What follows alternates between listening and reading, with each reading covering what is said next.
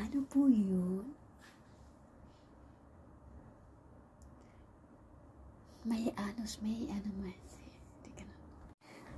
Taupo. Ano po yun? Pwede mo pa utang?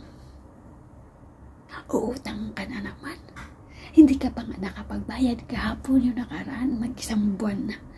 Ngayon uutang ka na naman. Wala pa nga kaming tinda ni isa. Ikaw pang kauna-unahang pumunta dito sa tindahan ko.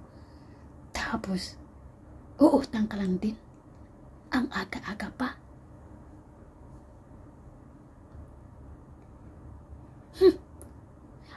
Buti nga. May uutang sa'yo. Kaysa naman, hindi mabibinta yung mga paninda mo dyan. Magpasalamat ka sa akin. Dahil nabibintahan ka. Utang na nga lang.